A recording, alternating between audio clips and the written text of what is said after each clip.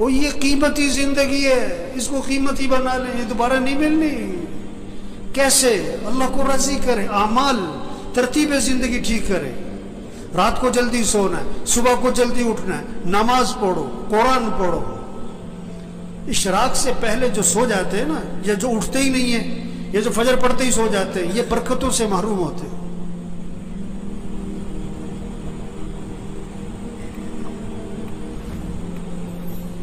یہ جو بیٹھے ہوئے ہیں نا ابھی، ان میں سے اکثریت وہ ہے جو فجر میں نہیں ہوتی مسجد میں، ان کا بیٹا نہیں ہوتا ہے، ان کا داماد نہیں ہوتا ہے، اس نے انہوں نے رشتہ کرتے وقت یہ نہیں دیکھا کہ یہ نماز پڑھتا ہے کہ نہیں پڑھتا، انہوں نے دیکھا کہ یہ پیسہ کتنا کماتا ہے۔ یہ بیٹی کا رشتہ تلاش کر رہے ہیں کہ کس کو پیسہ کون زیادہ کماتا ہے، یہ نہیں دیکھ رہے تقوی والا کون ہے، ایمان والا کون ہے، اعمال والا کون ہے، حیا ہے کہ نہیں، اللہ کا خوف ہے کہ نہیں، اس میں انسانیت ہے کہ نہیں۔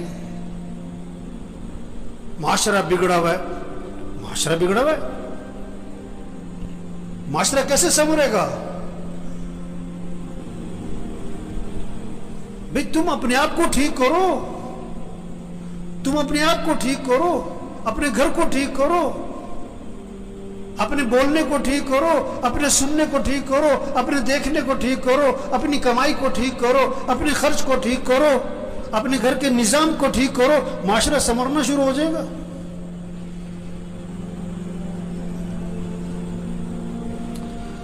تو بھائی زندگی جا رہی، بھاگی جا رہی، بھاگی جا رہی۔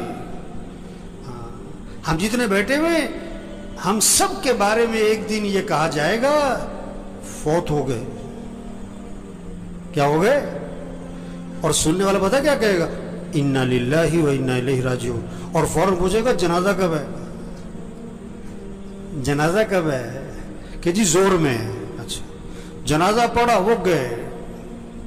اکثر جنازہ پڑھ کے گھروں کو کچھ جو بہت قریبی ہیں دفنا کے، اور دفنا کے گھر میں آتے ہیں، اور پتہ کیا ہوتا ہے؟ روٹی لاؤ، بوٹی لاؤ، گرم گرم۔ 2 4 5 6 دن تذکرے ختم۔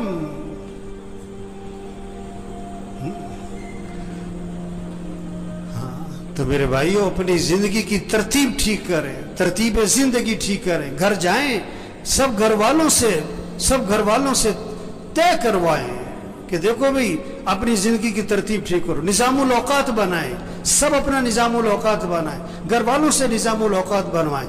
کاپی پینسل لو، ہر بچے کے ہاتھ میں کاغذ قلم دو کہ بیٹا لکھو کب سونا ہے، کب اٹھنا ہے، نماز کی ترتیب بناؤ، قرآن کتنا پڑھنا ہے، روزانہ تسبیح کرنی ہے، سیر کرنی ہے، اتنے وقت سیر کرو، جم جانا ہے جاؤ، یہ وقت ہے جم کا تمہارا، کھیلنا ہے کھیلو، یہ وقت ہے کھیلنے کا، یہ وقت ہے تمہارا دکان دفتر کاروبار کا، اتنا وقت تمہیں مسجد کو دینا ہے، اتنا وقت تمہیں قرآن کو دینا ہے۔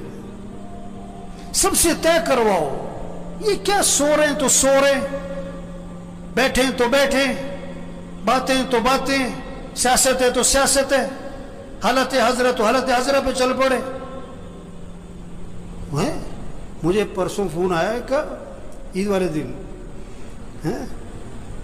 کہتا میں نے ملنا ہے آپ سے۔